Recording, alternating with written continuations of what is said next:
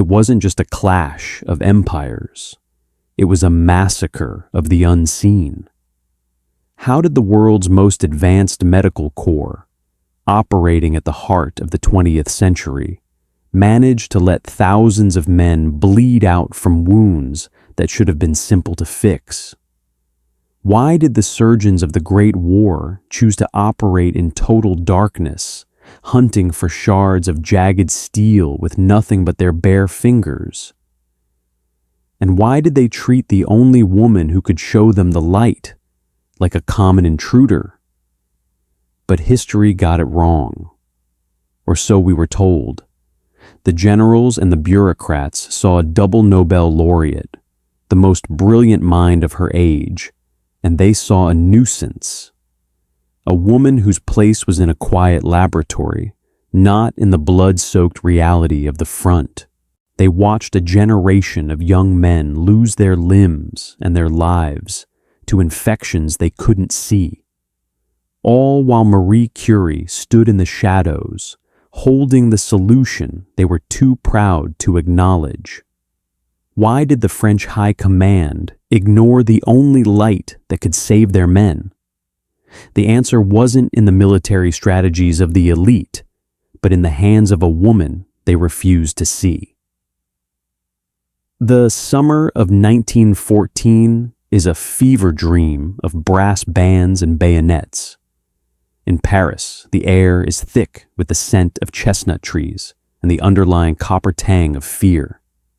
The German army is a gray tide, pressing closer every hour, its artillery thundering like a heartbeat that refuses to slow down. While the city prepares for a siege, the hospitals are already filling with the first harvest of the industrial age. The soldiers arrive in carts, their uniforms caked in the gray mud of the Marne. But they aren't just dying of bullet wounds. They are dying of a hidden geometry. You see, a modern artillery shell doesn't just explode, it shatters. It turns into thousands of jagged microscopic razors that bury themselves deep within the muscle, dancing around bone and hiding behind organs. To the surgeons of 1914, the human body is a dark room with no light switch. The military medical protocol is a machine of speed, not precision. The manual of field surgery is a testament to hubris. It prioritizes the clean cut. If a surgeon cannot find the metal shard within minutes, the protocol is simple. You remove the limb. They believe that speed is the only way to beat the infection. But they are operating blind. The process is a nightmare of the blind search. A surgeon inserts a probe or a finger into the open wound. He feels for the resistance of steel against bone. But the human touch is clumsy. He pushes the shrapnel deeper. He tears the artery the shell missed. The result is a fatal blindness. The soldier survives the surgery, only to die of the gangrene the surgeon's own fingers introduced into the dark.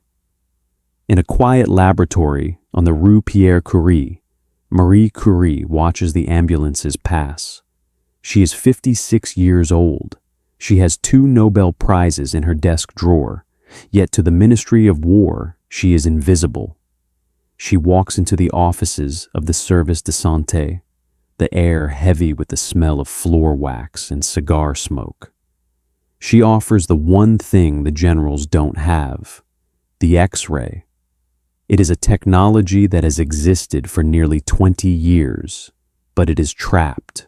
The X-ray machines of 1914 are massive, fragile monsters of glass and lead, tethered to the power grids of major cities. They are useless on a battlefield that moves 10 miles a day.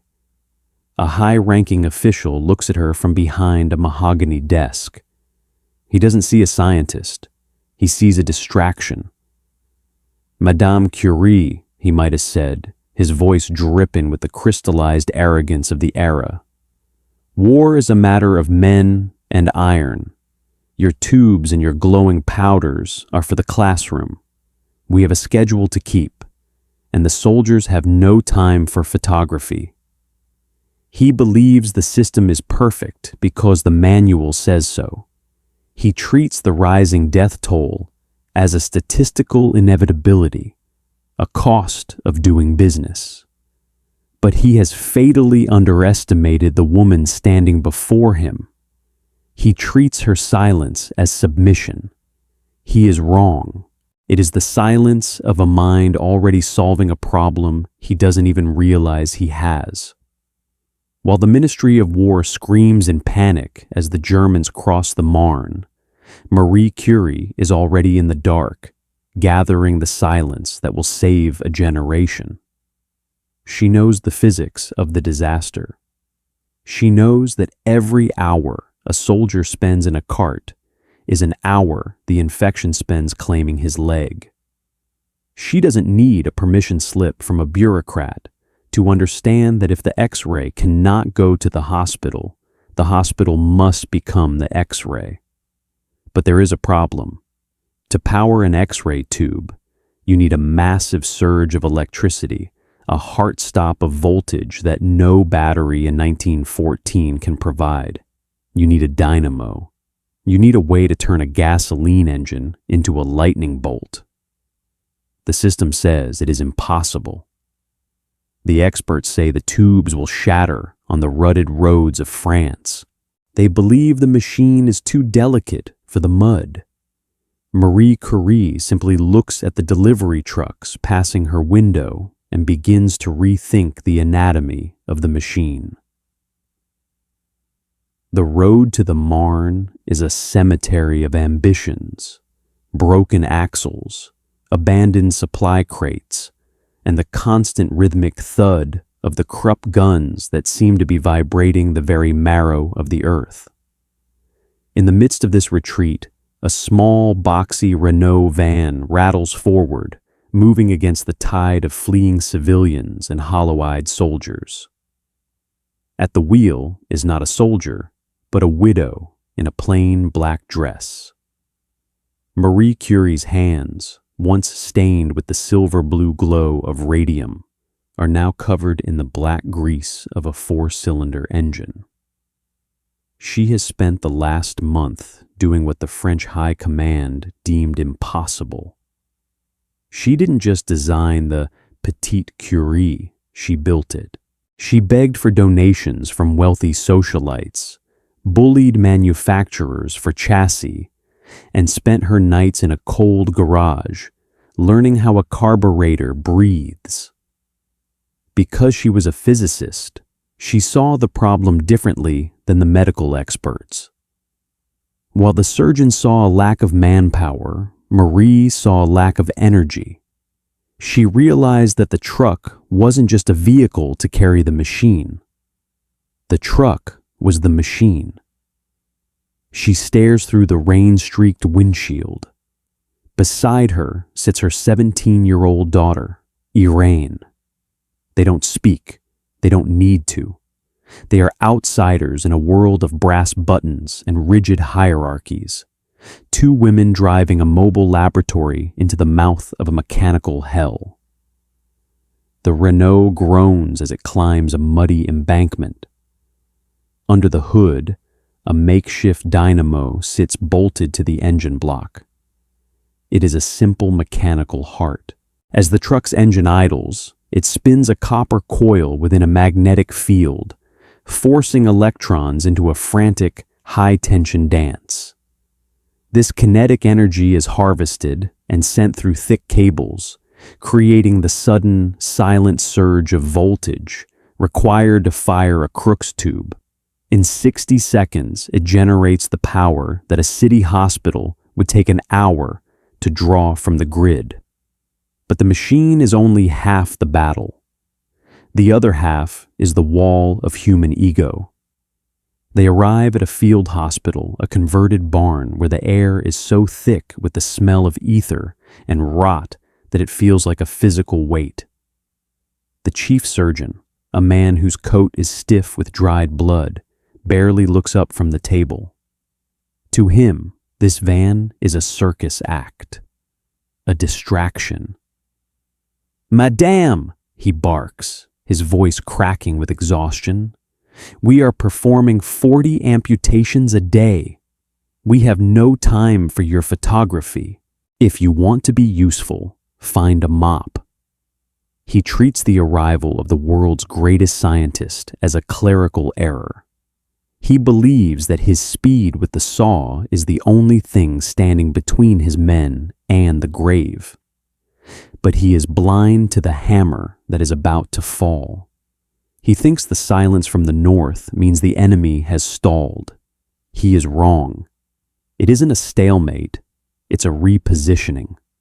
A fresh wave of casualties, more mangled than the last, is less than an hour away, and his clean cuts will do nothing against the microscopic shards of copper jackets buried in the nerves of his patients. The little Curie stands in the mud, silent and mocked. But the light is coming. Marie doesn't argue. She doesn't cite her prizes or her status. She simply waits. When the first stretcher is carried in a boy no older than Irene, his thigh a jagged ruin of purple flesh, the surgeon prepares his blade. He has probed the wound twice. He found nothing. He assumes the bullet passed through. He is ready to take the leg. Marie steps into the light. "1 minute," she says. It isn't a request. It's a command from a woman who has peered into the very center of the atom. She and Irene work with a telepathic efficiency. They pull the thick curtain shut, plunging the corner of the barn into an artificial midnight. The engine of the Renault hummed outside, a steady, low growl. Marie positions the glass tube. Irene prepares the photographic plate. A click, a hum of ozone, and the scent of singed air. When the plate is developed in a bucket of chemicals, the surgeon freezes. On the glowing film, the boy's bone is a white ghost. And there, tucked behind the femur, where no finger could ever reach, is a jagged 2-inch piece of a German shell casing. The surgeon's arrogance vanishes. The black box of the human body has been cracked open. "Here," Marie whispers, pointing to the shadow on the plate. 6 centimeters deep, angle 45 degrees. The surgeon doesn't use the saw. He uses a pair of forceps. He reaches in, follows the map Marie has drawn in light, and pulls out the steel. The boy will keep his leg. He will walk back to his mother, because a woman the army didn't want taught a delivery truck how to see.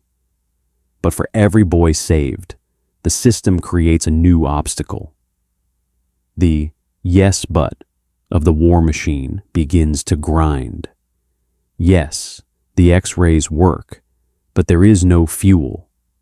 Yes, the surgeons want the units, but the generals refuse to grant Marie a military pass because she is a woman. She is forced to navigate a labyrinth of red tape that is more dangerous than the German artillery. She is told that propriety matters more than the survival of the rank and file. While the generals debate the optics of a female commander in the field, Marie is already teaching herself to drive in reverse through shell craters. She is teaching Irene how to calculate the geometry of a shrapnel path, while the floorboards shake from incoming fire. The struggle is no longer just against the invaders. It is against the fatal flaw of the military mind, the belief that a system is more important than the people it is meant to protect. Marie watches the surgeons' faces as they look at the X-ray plates. She sees the shock turn into a grim, desperate reliance. They begin to crave the light. They stop calling it photography and start calling it the miracle. Yet, as she stands in the dark room, day after day, she notices something. Her hands are beginning to redden. A strange, dry itch is settling into her fingertips. she knows the power of the tube. She knows that every time the engine hums and the light flashes, she is paying a price in her own marrow. But the ghost in the machine is already at work. While the establishment ignores her, the soldiers do not. They begin to tell stories of the woman in black who appears in the smoke, whose magic glass can find the hidden death.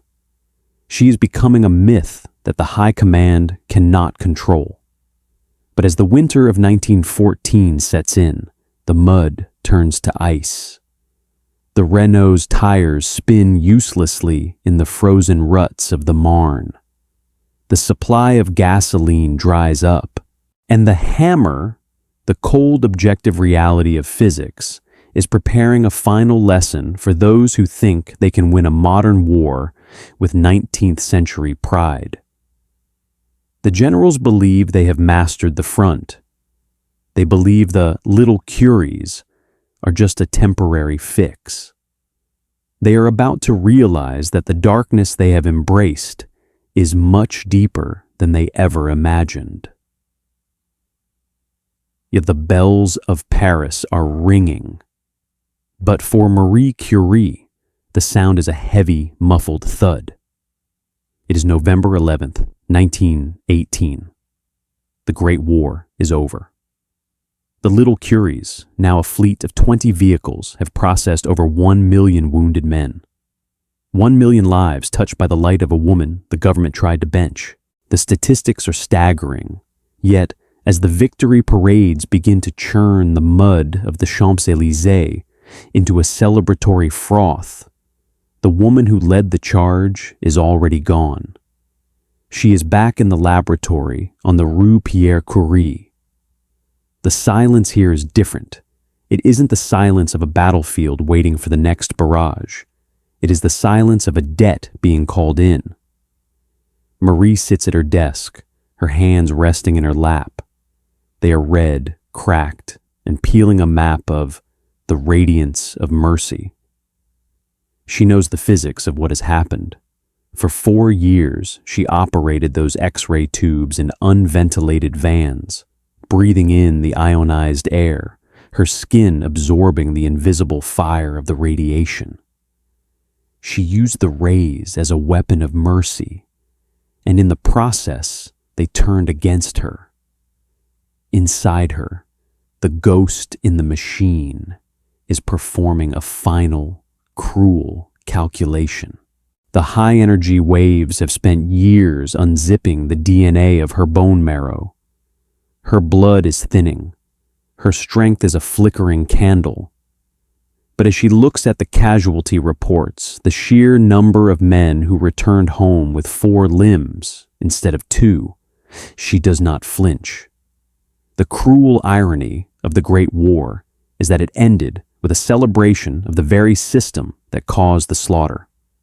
The generals who sent millions to die in the mud are now being draped in silk and gold. They receive the Legion of Honor. They are toasted as the saviors of France. And Marie, she receives nothing. No official decoration for her wartime service. No military pension. Not even a formal thank you from the Ministry of War. The establishment, having used her genius to save their army, now retreats into the safety of its old prejudices. To them, she was a volunteer, a civilian, a woman who helped. They treat her contribution like a footnote in a manual they've already archived. They prefer the narrative of the sword over the narrative of the shield. Why does history so often erase the hands that heal in favor of the hands that strike? It is because the healer reveals the failure of the system. Every X-ray Marie took was a record of the High Command's incompetence. Every saved limb was a reminder that the blind search of the surgeons was a choice, not a necessity. The system cannot reward the person who proves its fatal flaw. But the victory isn't in the medals, it's in the DNA of medicine itself. Marie Curie didn't just save 1,000,000 men. She dragged the battlefield into the modern age. Because of her, the Bantutan black box of the human body was forever opened. The blind search died in the mud of the Marne, replaced by the cinematic clarity of the X-ray. She proved that the invisible agent, the outsider, the woman, the scientist, is often the only one capable of seeing through the fog of war. We see this same hubris today. We see systems that prioritize the manual over the human spirit. We see institutions that ignore the warnings of the underdogs until the disaster is already unfolding. We live in a world built on the sacrifices of people whose names are never etched into the monuments, people who pay for our progress with their own marrow, while we celebrate the ones who merely gave the orders. Marie Curie died in 1934, her body finally surrendering to the radiation she had spent a lifetime mastering. Her notebooks are still radioactive today, kept in lead-lined boxes. To even touch her words, you must wear protective gear. Her sacrifice is literal. It is physical. It is a radiance that refuses to fade. She remains a mirror reflecting our own society's blind spots. She reminds us that the greatest tragedies aren't caused by a lack of technology, but by a lack of empathy and a stubborn, arrogant refusal to look at the truth, even when it is staring us in the face. If you believe that stories like Marie Curie's deserve to be remembered, join our ranks by subscribing and leave a like to help this history reach others. We have synthesized this narrative from reputable historical archives and verified sources. However, the fog of war often extends to the history books. If you spot any inaccuracies or have additional details to share, please correct us in the comments. We strive for the absolute truth, and your knowledge helps us get there. Thank you for keeping history alive.